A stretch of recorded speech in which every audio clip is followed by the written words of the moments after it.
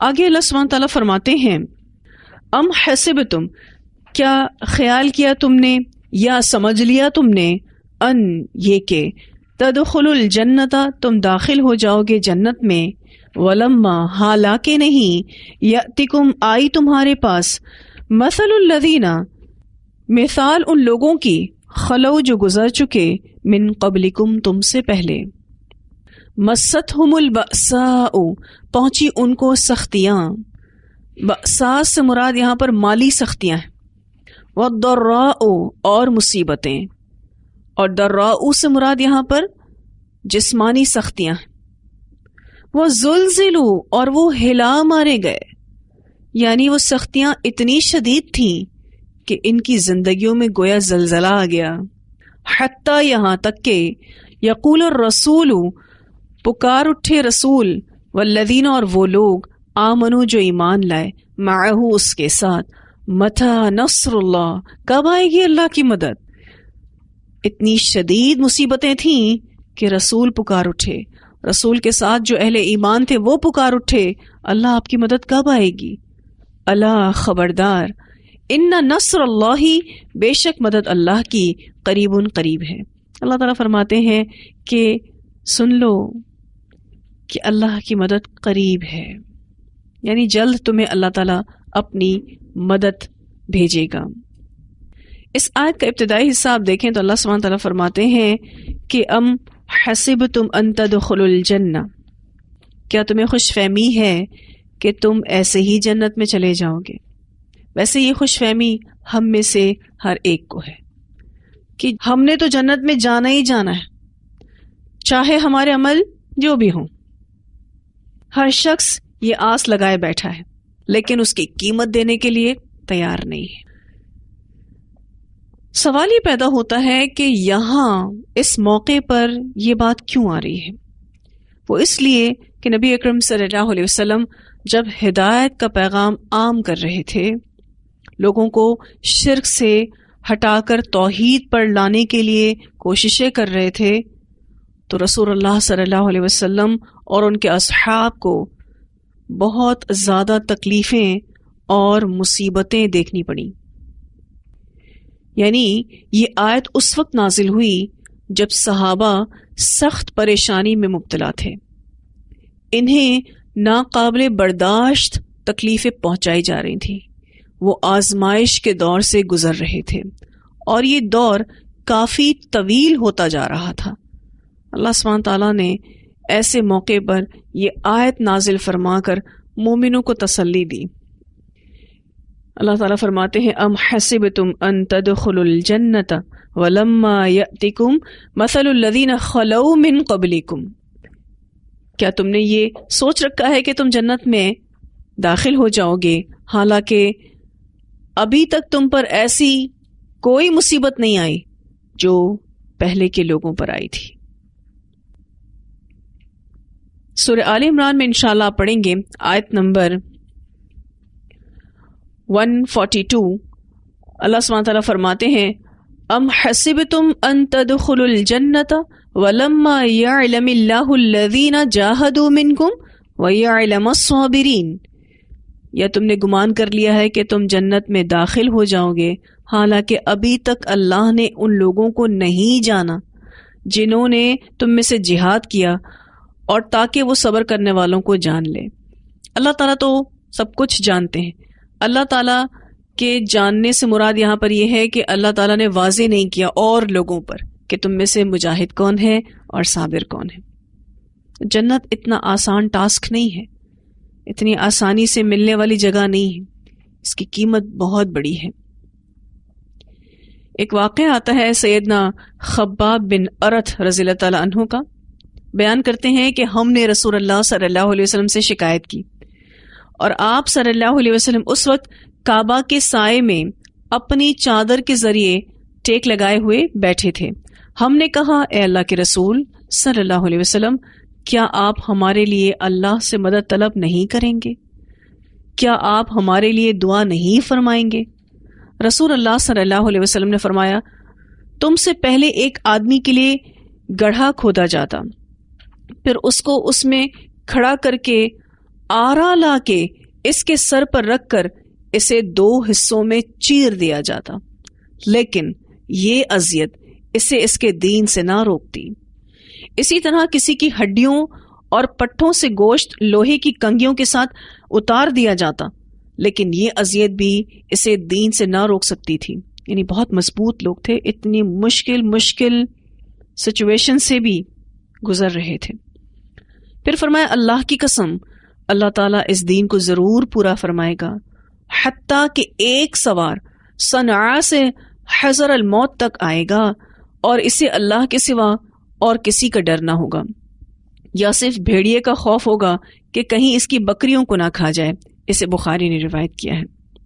حضرت خباب بن ارت رضی اللہ تعالیٰ عنہ جو کہ مشرکین کے ظلم و ستم کا نشانہ بن رہے تھے، آئے نبی اکرم صلی اللہ علیہ وسلم کے پاس کہ اے اللہ کے رسول صلی اللہ علیہ وسلم، آپ ہمارے لیے دعا کیوں نہیں کرتے؟ ایک طرح سے شکایت کر رہے تھے حضرت خباب بن ارت۔ دیکھیں ہم پر کتنے ظلم کے پہاڑ توڑے جا رہے ہیں۔ آپ صلی اللہ علیہ وسلم نے اب ان کو سمجھانا شروع کیا کہ دیکھو پہلے کے لوگوں پر کیسی مصیبتیں آئیں، تم پر تو ایسی نہیں آئیں۔ ان کو آرے سے 2 ٹکڑوں میں چیر دیا گیا، ایسی کوئی مصیبت آئی ہے تم پر؟ ان کے گوشت اور پٹھوں میں لوہے کی کنگھیاں چلائی گئیں، ایسی کوئی مصیبت آئی ہے تم پر؟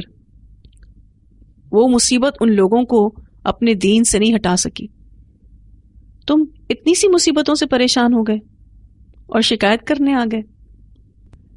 یہ دین اس طریقے سے پھیلے گا اور اتنا امن ہوگا کہ آپ صلی اللہ علیہ وسلم نے 2 جگہوں کا نام لیا، صنعاء اور حضر الموت، کہ لوگ وہاں سے آئیں گے لیکن ان کو اللہ کے سوا کسی کا ڈر نہیں ہوگا، یعنی اتنا امن ہوگا۔ تو ظاہر ہے لوگ اس دین کو پھیلانے کے لیے ڈیفیکلٹیز کو بیئر کریں گے تو یہ دین پھیلے گا نا، تو امن قائم ہوگا۔ صحابہ کرام کے اوپر جو ظلم و ستم کے پہاڑ توڑے جا رہے تھے وہ کوئی چھوٹا ایشو نہیں تھا، وہ بھی بہت مشکل سچویشن سے گزر رہے تھے، لیکن نبی اکرم صلی اللہ علیہ وسلم نے ان کو بتایا کہ تم سے بڑی مشکل میں تم سے پہلے کے لوگ تھے۔ اچھا ایسا کیوں کہا آپ صلی اللہ علیہ وسلم نے؟ تاکہ حضرت خباب بن ارت کو اپنی ڈیفیکلٹیز کم محسوس ہو۔ جب آپ اپنے سے زیادہ بڑی مشقت میں کسی اور کو دیکھتے ہیں تو آپ کہتے ہیں نا کہ میری مشقت تو کم ہے۔ تو جنت اتنا آسان ٹاسک نہیں ہے، جنت ملے گی لیکن اس کے لیے بہت محنت قربانی کرنی پڑے گی۔ ایک روایت آتی ہے، آپ صلی اللہ علیہ وسلم نے فرمایا کہ مومن مرد اور مومن عورت پر اس کی جان، اولاد اور مال میں آزمائشیں آتی رہتی ہیں، یہاں تک کہ جب وہ اللہ تعالیٰ سے ملتے ہیں، یعنی ان کو موت آتی ہے، تو ان پر کوئی گناہ نہیں ہوتا۔ اسے ترمذی نے روایت کیا۔ آزمائشیں، مشکلیں، پریشانیاں ہمارے گناہوں کو دھونے کا سبب بنتی ہیں۔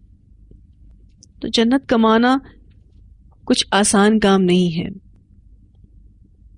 کبھی بھی اس طرح کی مشکلات میں پڑ جائیں اور یہ سوچ آئے کہ میرے حالات ایسے کیوں ہیں، یا اللہ سبحانہ تعالیٰ نے اتنی مشکل سچویشن مجھے ہی کیوں دی ہے، تو یہ سوچنا چاہیے کہ مجھ سے پہلے کے لوگوں کی قربانیاں اس سے زیادہ تھیں۔ اتنی مشکلات تھیں کہ انبیاء جو تھے اور ان کے ساتھ جو اہل ایمان تھے وہ کہہ اٹھے تھے کہ اللہ کی مدد کب آئے گی، تو اللہ تعالیٰ نے ان کو کتنا پیارا جواب دیا ہے۔ اللہ تعالیٰ فرماتے ہیں کہ اللہ کی مدد قریب ہے، ان نصر اللہ قریب، یعنی بس آنے ہی والی ہے، اور ہر آنے والی چیز قریب ہوتی ہے۔ اور نصر اللہ سے مراد یہ ہے کہ امن و امان ہوگا، دشمن زیر ہوگا، مصیبتیں ختم ہوں گی۔ جب اللہ کسی شخص کو اپنے کام کا بنانا چاہتا ہے تو اس کو خوب آزماتا ہے۔ مثال ہمارے سامنے حضرت موسیٰ علیہ السلام ہے۔ حضرت موسیٰ علیہ السلام کو اللہ تعالیٰ نے اتنا آزمایا، اور پھر جب کوہ طور پر وہ پہنچے تو حضرت موسیٰ سے اللہ تعالیٰ فرماتے ہیں وَاصْطَنَعْتُكَ لِنَفْسِي، میں نے تجھے اپنے لیے ڈیزائن کیا ہے، ان تکلیفوں سے، ان مشکلوں سے تجھے اس لیے گزارا تاکہ تو میرے کام کا بن جائے۔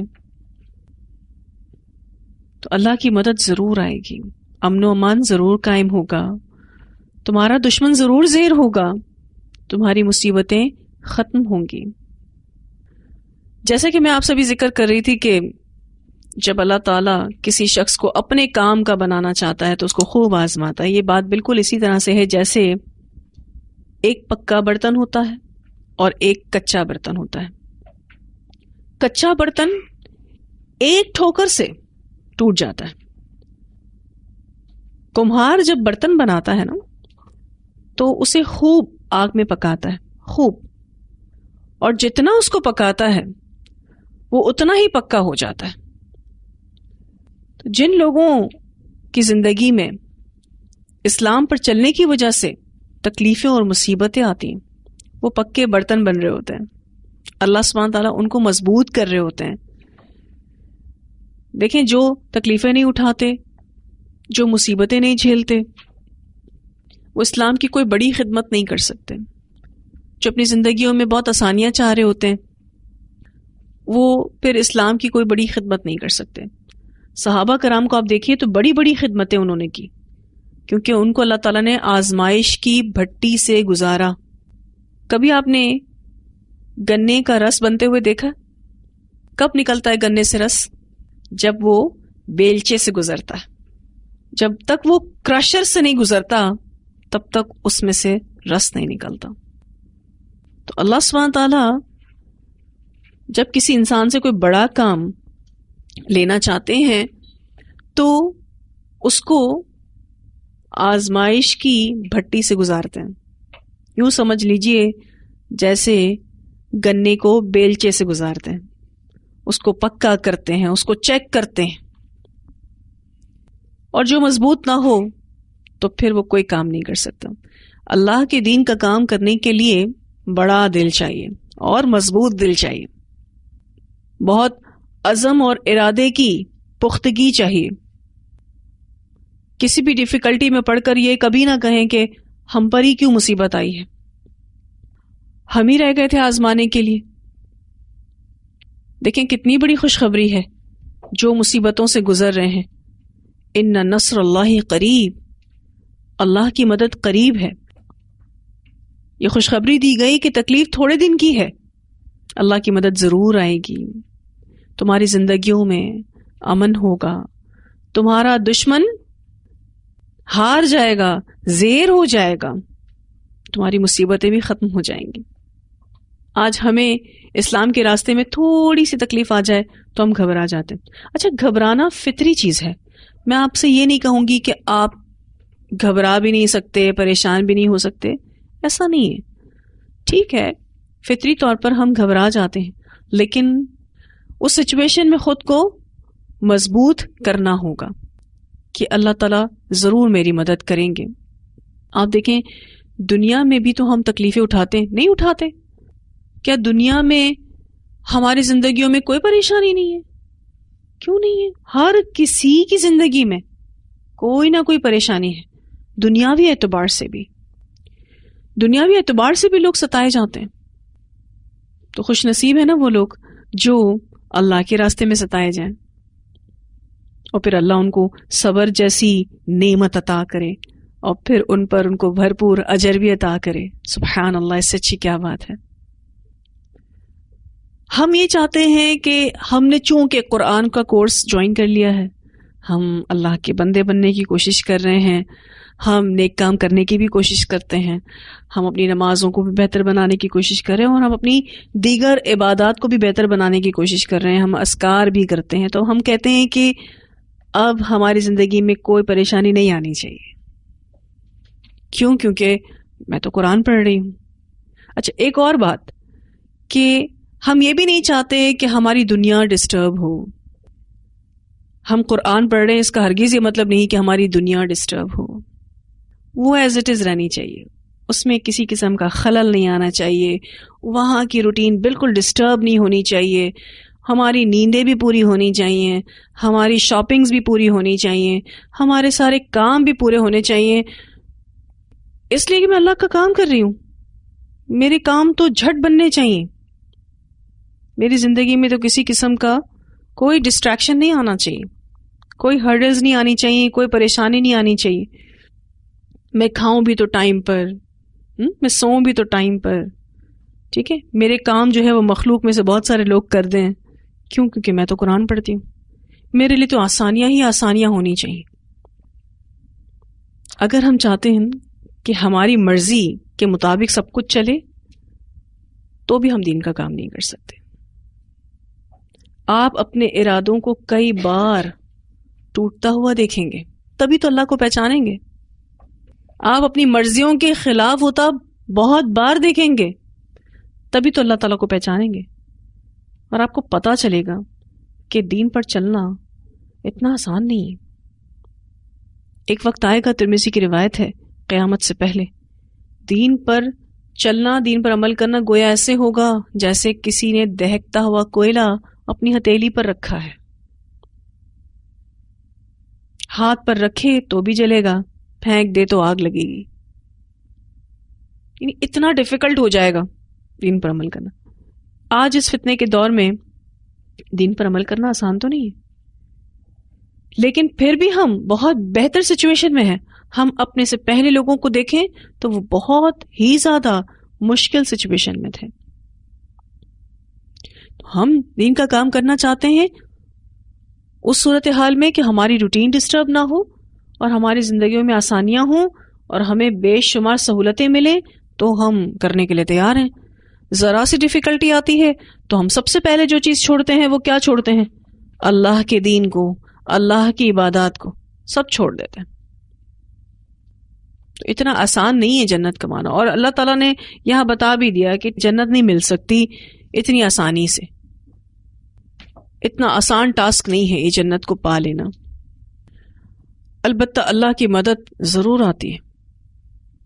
پہلے اللہ تعالیٰ آپ کو چیک کرے گا، پھر اس کے بعد بے شمار نعمتوں کے، رحمتوں کے دروازے کھول دے گا اور آپ حیران ہو جائیں گے کہ یا اللہ یہ کام بھی تو نے لیا، یعنی نیکی کی توفیق بھی تیری طرف سے ہے، اور پھر اس کے بعد آسانی بھی تو ہی کر رہا ہے. الحمدللہ. ایسے بے شمار واقعات ہمیں ملتے ہیں صحابہ کرام کے کہ جس میں انہوں نے مشکلات برداشت کی. ہم تو جب ان کی مشکلات کے بارے میں پڑھتے ہیں تو ہمیں اس بات کا احساس ہو جاتا ہے کہ اگر ہم ان کی جگہ ہوتے تو ہم کیسے برداشت کرتے. ام سلمہ رضی اللہ تعالی عنہا، انہوں نے اپنی زندگی میں ایک عورت ہوتے ہوئے کتنی ڈیفیکلٹیز کو بیئر کیا. کیا ان کی زندگی ہے ہمارے سامنے، ایک مثالی زندگی. ہجرت کر رہے تھے ابو سلمہ، ام سلمہ اپنے بچے کے ساتھ. مشرکین مکہ نے بارڈر پر روک دیا. سسرال والے بھی آ گئے، میکے والے بھی آ گئے. ام سلمہ کے سسرال والوں نے بچہ چھین لیا، ہسبینڈ مدینہ چلے گئے اور ان کو ان کے میکے والے لے گئے. پوری فیملی تتر بتر ہو گئی. لیکن نہ ابو سلمہ نے یہ کہا کہ پتہ نہیں کیسا دین ہے، ہم نے مسلمان ہو کر کوئی غلطی تو نہیں کر لی. نہ ام سلمہ نے کہا. ام سلمہ کی ذہنی حالت اتنی زیادہ ڈسٹرب تھی کہ وہ روزانہ اس بارڈر پر جا کر گھنٹوں روتی تھیں. 1 سال کے بعد سسرال والوں کو رحم آیا. 1 سال کے بعد بچہ واپس کیا. 1 سال تک اپنے بچے سے دور، شوہر سے دور. سوچیں آپ ایک عورت کی کیا ذہنی حالت ہوگی، کیا ان کا مینٹل سٹیٹس ہوگا. پھر اس کے بعد بھی آپ دیکھیں کہ کوئی شکوہ منہ سے نہیں نکال رہی. اللہ تعالیٰ نے کتنا آزمایا 1 سال تک. کیا اللہ نہیں جانتا تھا کہ یہ مخلص لوگ ہیں؟ جانتے تھے نا اللہ تعالیٰ، لیکن اللہ تعالیٰ نے کیسا آزمایا. پھر آپ دیکھیے کہ جب بچہ واپس کیا سسرال والوں نے تو میکے والوں کو بھی رحم آ گیا کہ ٹھیک ہے جاؤ، تمہیں ہجرت کرنی ہے تم بھی جاؤ. ٹھیک 1 سال کے بعد ہجرت کے سفر میں اکیلی روانہ ہوئی. آپ دیکھیں کوئی چھوڑنے نہیں جا رہا ان کو، ایک اکیلی عورت اپنے چھوٹے سے بچے کے ساتھ. اور راستے میں اللہ سے دعا کر رہی تھی کہ یا اللہ کوئی سبب بنا دے کہ مجھے کوئی مدینہ تک چھوڑ دے. آپ سوچ نہیں سکتے یہ کوئی آسان ٹاسک نہیں تھا. مکہ سے مدینہ جانا، بیچ میں اتنے صحرا تھے، کس سمت جانا ہے، کہاں جانا ہے، کیسے پتا چلے گا ایک عورت کو. اس وقت کوئی میپ تھوڑی نہ تھے کہ جس کو فالو کرتے وہ چلی جاتی، یا وہ بار بار مکہ اور مدینہ آتی جاتی تھوڑی نہ رہتی تھی کہ ان کو راستوں کے بارے میں کچھ علم ہو، تو پہلی بار جا رہی تھی. راستے میں عثمان بن مرزون رضی اللہ تعالیٰ عنہ مل گئے، اور ایک ایسا رہنما اللہ تعالیٰ نے ان کو دے دیا جو صرف اور صرف ان کو مدینہ چھوڑنے گیا. جیسے ہی مدینہ چھوڑا واپس مکہ آ گئے. آج کوئی کرتا ہے اس طرح سے؟ یہ اللہ کی مدد تھی. مدینہ چھوڑا اور بتایا یہ تمہارے شوہر کا گھر ہے، جاؤ یہاں چلی جاؤ. پھر جب شوہر سے ملی تو ظاہر انسان کے ذہن میں ایک بات آتی ہے کہ اب ڈیفیکلٹیز اینڈ ہو گئیں، اب پریشانیاں ختم ہو گئیں، فیملی ری جوائن ہو گئی، ری یونین ہو گئی. پریشانیاں ختم نہیں ہوئی، ان کے شوہر کا انتقال ہو گیا. اور شوہر بھی اتنے ماشاءاللہ دیندار، اکابر صحابہ میں سے ابو سلمہ، اتنے اچھے شوہر کا اس دنیا سے جانا ایک عورت کے لیے کتنا بڑا غم ہے. کہتی ہیں ابو سلمہ سے اچھا شوہر کون ہو سکتا ہے بھلا. اور انہوں نے جو دعا پڑھی جو ان کے ہسبینڈ نے ان کو سکھائی تھی. پھر آپ دیکھیں کہ نبی اکرم صلی اللہ علیہ وسلم نے ان کو پرپوزل بھیجا، اور جب پرپوزل بھیجا تو اس وقت نبی اکرم صلی اللہ علیہ وسلم سے کہتی ہیں کہ میں شوہر کے معاملے میں غیرت مند عورت ہوں، یعنی میرے لیے دوسرے ہسبینڈ کے ساتھ رہنا اتنا آسان نہیں ہوگا. آپ صلی اللہ علیہ وسلم نے فرمایا اللہ تعالیٰ آپ کی اس غیرت کو کم کرے گا، ختم کرے گا، یعنی آپ ایڈجسٹ کر لیں گے میرے ساتھ. کہا میرے بچے ہیں چھوٹے چھوٹے، کہا آپ کے بچے میرے بچے ہیں. یوں یہ شادی ہوئی اور یہ کیا بن گئی؟ ام المومنین بن گئی. آپ دیکھیں کہ وہ سچویشن کیا تھی جو ہجرت کرنے کے ٹائم پر تھی، اور اب سچویشن کیسی چینج ہوئی. ان کا فہم بہت زیادہ اچھا تھا. ام سلمہ کیوں اچھا تھا؟ کیونکہ وہ اتنی ڈیفیکلٹیز سے گزری تھیں، کافی تجربے کار عورت تھیں. ان کی زندگی جو تھی وہ مشکلات سے بھری ہوئی تھی. لیکن پھر آپ ریوارڈ بھی تو دیکھیے اللہ تعالیٰ کا، کتنا بڑا ریوارڈ ان کو ملا. اتنی مشقتیں برداشت کی اس ایمان پر کہ اللہ اس کو قبول کرنے والا ہے. آج ہماری زندگی میں تو ایسی کوئی ڈیفیکلٹی نہیں ہے، اور ہم نے یہ گمان کر رکھا ہے کہ ہم تو جنت میں جائیں گے ہی جائیں گے. اتنا آسان تو نہیں ہے جنت پانا. اپنی ڈیفیکلٹیز بتائیں گے کہ کیا ہے. مثلا اگر آپ کو دین کے راستے میں کوئی ڈیفیکلٹیز محسوس ہوتی ہیں تو کیا محسوس ہوتی ہیں؟ مثلا کیا محسوس ہوتی ہیں؟ کسی سے باتیں سننا، یعنی کوئی باتیں سنا رہا ہے. اگر ہم یہ کہتے ہیں کہ ہم اللہ کے راستے میں کرٹیسزم دیکھ رہے ہیں، تنقید دیکھ رہے ہیں، لوگ باتیں سناتے ہیں، تو بھی اس لیول کا کرٹیسزم نہیں ہے جو پہلے کے لوگوں نے برداشت کیا. ہم تو بہت ہی فیوریبل سچویشن میں ہیں. پھر ہماری نیکیاں کرنے کی سپیڈ کیسی ہونی چاہیے؟ بہت زیادہ ہونی چاہیے، کیونکہ اللہ تعالیٰ نے تو اتنا نوازا ہوا ہے کہ میں آپ سے پوچھ رہی ہوں کہ بتائیے کہ کیا ڈیفیکلٹیز ہیں آپ کی زندگی میں، تو بتانے کو بھی کچھ نہیں ہے. اگر ہیں بھی تو خاطر خواہ نہیں ہے. سنت ہے، سنت رسول اللہ صلی اللہ علیہ وسلم کی استقامت اختیار کرنا. دیکھیں اگر آج آپ اپنے آپ کو دین پر چلا رہے ہیں نا تو کسی کی ذات پر احسان نہیں کر رہے، آپ اپنی ذات کے لیے بہتری کر رہے ہیں، آپ اپنے لیے جنت کے اعلیٰ مقام بنا رہے ہیں. آپ کسی کے اوپر احسان نہیں کر رہے ہو، نہ آ کے خود کتنا پیچھے ہو رہے ہو اس کا اندازہ بھی نہیں ہے. ہم کتنے قدم پیچھے چلے جاتے ہیں، اگر یہ چیز اللہ ہمیں دکھا دیتا تو ہم کبھی پیچھے نہ ہوتے. کیوں ہم ایسے آسان ٹاسک سمجھے ہوئے ہیں؟ دنیا میں تو ہم کہتے ہیں کہ کسی ڈگری کو حاصل کرنا ہے تو آسان نہیں ہے، یہ بھی پڑھنا پڑے گا، وہ بھی پڑھنا پڑے گا، یوں کلاسز بھی اٹینڈ کرنی پڑیں گی، اور اتنی پرسنٹیج بھی چاہیے، وہ بھی چاہیے. لیکن دین کے لیے اتنا بے اعتنائی والا رویہ کیوں؟ جنت اتنی آسانی سے نہیں ملے گی. اب تھوڑا سا نوٹ تو کر آئیے گا گھر میں، ذرا دیکھ کر آئیے گا کہ آپ کی زندگی میں اس دین کے راستے پر چلنے کی وجہ سے کون سی تکلیفیں آئی ہیں، کہ آپ اس سچویشن سے گزرے ہوں جس کا ذکر یہاں ہو رہا ہے وَزُلْزِلُوا حَتَّى يَقُولَ الرَّسُولُ وَالَّذِينَ آمَنُوا مَعَهُ مَتَى نَصْرُ اللَّهِ. یہ سچویشن پر آپ پہنچے ہوں کہ آپ کی زندگیوں میں زلزلہ آ گیا ہو. جب زلزلہ آتا ہے نا تو سب چیزیں تہس نہس ہو جاتی ہیں اور خوف آتا ہے دل میں. لیکن اگر یہ چھوٹی چھوٹی ڈیفیکلٹیز کو اگر آپ اللہ کے آگے رکھتے ہیں نا تو یاد رکھیے گا کہ 2 قدم آگے بڑھنے کے بجائے کئی قدم پیچھے چلے جائیں گے، اور جب پیچھے جائیں گے تو بہت مشکل ہوتا ہے آگے آنا. اللہ سبحانہ تعالیٰ کی نظروں میں عزت بنانے کے لیے استقامت ضروری ہے. اللہ سبحانہ تعالیٰ کی نظروں میں اگر آپ ویلیو بنانا چاہتے ہیں تو استقامت ضروری ہے. یہ جو کبھی کرنے والے اور کبھی نہ کرنے والے لوگ ہوتے ہیں نا، وہ اللہ کے نزدیک کوئی ویلیو نہیں رکھتے. ان کا ہونا یا نہ ہونا ایک برابر ہے. اسی لیے بے شک تھوڑے لوگ ہوں لیکن کمیٹڈ ہوں. میں ہمیشہ اس چیز کی دعا بھی کرتی ہوں کہ یا اللہ میری ٹیم میں وہ 313 لوگ ہوں جو بدر میں تھے، 1000 پہ بھاری تھے، بغیر ظاہری اسباب کے جنگ جیت گئے. تبھی تو بدر کے دن کو یوم الفرقان کہا گیا. بہت دعا کرتی ہوں اس کے لیے کہ یا اللہ لاکھوں کا مجمع نہیں چاہیے، مخلص لوگ چاہیے جو واقعی صحیح معنوں میں قرآن کو پڑھنے والے ہوں، اس پر عمل کرنے والے ہوں.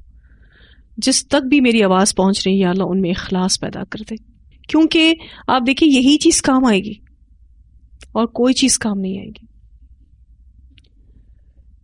اور پھر اللہ کی مدد تو قریب ہے. آپ دیکھیے گا کہ جیسے جیسے آپ دین میں ترقی کریں گے نا آپ کا کام بڑھتا جائے گا، یعنی آپ دینی اعتبار سے اور ایکٹیو ہوتے جائیں گے. کیونکہ ایک اسٹوڈنٹ لیول پر انسان کیا سوچتا ہے، میرا کورس ختم ہو جائے گا، میرا کام ختم ہو جائے گا. لیکن اس کا کام کرنا اللہ کو اتنا پسند آتا ہے، وہ اتنا استقامت کے ساتھ وہ کام کرنے والا ہوتا ہے. پھر اللہ سبحانہ تعالیٰ اس کو اور ملٹیپل ٹاسک دیتے ہیں. وہ 1 دن 2 دن 3 دن پھر 4 دن پھر ایکٹیو ہونا شروع ہوتا ہے. اور وہ سوچتا ہی رہ جاتا ہے کہ میں نے تو سوچا تھا میرا کام کم ہو جائے گا، میرا کام تو بڑھتا ہی جا رہا ہے. وہ اس برکت کی وجہ سے جو اللہ عطا کر رہا ہوتا ہے. اور ساتھ میں یہ بھی نوٹ کیجئے گا کہ جہاں کام میں برکت ہوگی وہاں آسانیوں میں بھی خوب برکت ہوگی. آپ کے کام اللہ ایسے بنائے گا آپ کو حیرت ہوگی. بچوں کی شادیاں ہوں، گھر کے کوئی کام ہوں، کوئی بیماری ہو، سب میں اللہ تعالیٰ آپ کو ایسے نکالے گا جیسے مکھن سے بال نکلتا ہے. اتنا اسموتھلی نکالے گا انشاءاللہ تعالیٰ. پر وہ آپ کی استقامت دیکھے گا. پہلے وہ آپ کا جمنا دیکھے گا.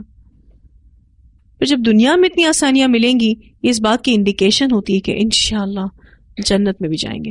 نبی اکرم صلی اللہ علیہ وسلم جب معراج پر گئے تھے تو آپ کو جنت کا روٹ بھی دکھایا گیا تھا اور جہنم کا روٹ بھی دکھایا گیا تھا. جہنم کا روٹ بالکل آسان، کلیئر، سیدھے جہنم میں آسانی کے ساتھ پہنچو کیونکہ وہ خواہش نفس پر مبنی تھا. اور جنت کا راستہ انتہائی کانٹوں بھرا تھا. کیونکہ اس راستے میں خواہش نفس کو کٹ ڈاؤن کرنا پڑتا ہے، اللہ کی مکمل فرمانبرداری کرنی پڑتی ہے. وہ راستہ بہت تکلیف دہ تھا. جبرائیل امین سے نبی اکرم صلی اللہ علیہ وسلم نے کہا کہ اس راستے پر کون چلے گا، اتنا مشکل راستہ ہے، اس مشکل راستے پر چل کر جنت ملے گی، کون چلے گا اس راستے پر؟ سب لوگ تو جہنم میں ہی جائیں گے کیونکہ اپنی مرضی جو چلانی ہے. میجورٹی لوگ کہاں ہوں گے؟ جہنم میں ہوں گے. مائنورٹیز جنت میں جائیں گے. کیونکہ جم کر کام کرنے والے لوگ بھی تو کم ہے نا، تو پھر یہی ہوگا. تو 2 راستے ہیں آپ کے پاس بھی، ادخلوا فی السلم کافہ اور جنت میں چلے جائیں انشاءاللہ تعالی. اور دوسرا راستہ اپنی خواہش نفس کا، شرک کا، اپنی منمانیوں کا، اور جہنم میں چلے جائیں. چوائس تو ہماری ہی ہے نا، اللہ نے ہم پر چھوڑا ہے. اور تکلیفیں اور مشکلات اس راستے میں آئیں گی، بس صحابہ کرام جیسا کردار پیدا کرنے کی ضرورت ہے. یہ وہ لوگ تھے جو الذین انعمت علیہم ہیں، یعنی جن پر اللہ نے انعام کیا. ہمیں ان کو فالو کرنا ہے کہ تکلیف میں پریشان نہیں ہونا، اس دنیا کے ساتھ دین کو لے کر چلنا ہے. کبھی بھی اس دنیا کی وجہ سے دین کو پیچھے نہیں چھوڑنا ہے. دین کو پرائرٹی دیں. دنیا تو آپ کے قدموں میں آ کے پڑے گی, وہ تو ویسے بھی ملے گی. نصیب میں تو لکھا ہے نا جو, وہ تو آپ نے لینا ہی لینا ہے, وہ نہیں کہیں جانے والا. ایک گھونٹ پانی بھی جو لکھا ہے نا نصیب میں, وہ بھی پیے بغیر نہیں مریں گے. ٹھیک ہے, تو یہ جنت جو ہے یہ آسان ہدف نہیں ہے. اس کو حاصل کرنے کے لیے جہاں آپ کو کوششیں کرنی ہے وہاں آپ کو دعا بھی کرنی ہے. چلیں تلاوت سنتے ہیں اس آیت کی. ام حسبتم ان تدخلوا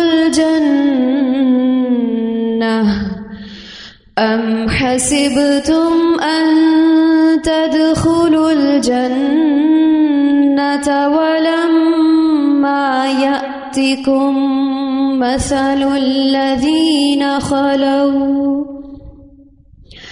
ولما يأتكم مثل الذين خلوا من قبلكم مستهم البأساء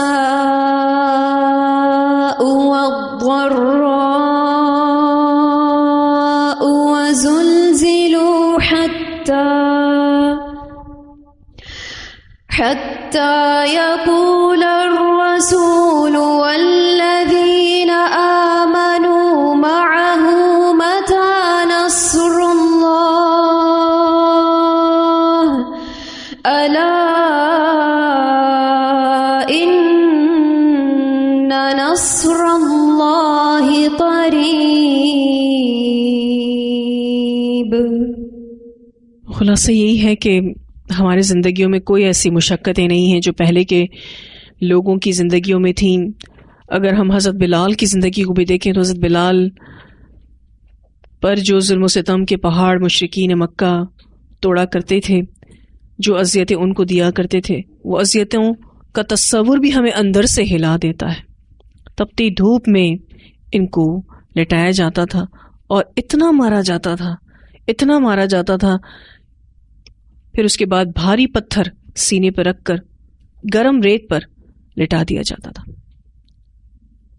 اور وہ بار بار کہتے تھے آحد آحد, اللہ ایک ہے, اللہ ایک ہے. اس اللہ ایک ہے کہنے پر کتنی سزائیں انہوں نے اٹھائیں. آج ہماری زندگی میں کوئی ایسی سزائیں نہیں ہیں. جب آپ مخالفتیں دیکھتے ہیں, پریشانیاں دیکھتے ہیں, تو اپنے آپ میں یہ سوچ سکتے ہیں کہ میں یہ چھوڑ دوں گی سب کچھ, لیکن یہ کوئی حل نہیں ہے. فائدہ کچھ بھی نہیں ہے, جہنم ہی پھر آگے ہے اور کچھ بھی نہیں. جو مخالفتیں ہماری زندگی میں ہیں, جو اختلافات بھی ہماری زندگی میں ہیں, ان کو برداشت کرنا ہے, یہ سوچ کر کہ جنت کے راستے آسان نہیں ہیں. اور اپنے ساتھ جو ہم ہمدردیاں کرتے ہیں نا, وہ ہمدردیاں کرنا ہم چھوڑ دیں, اپنے آپ میں مضبوط ہو جائیں. تو یہاں الحمدللہ ہمارا یہ لیسن مکمل ہوا. وآخر دعوانا الحمد للہ رب العالمین. سبحانک اللہم وبحمدک نشہد ان لا الہ الا انت نستغفرک ونتوب الیک.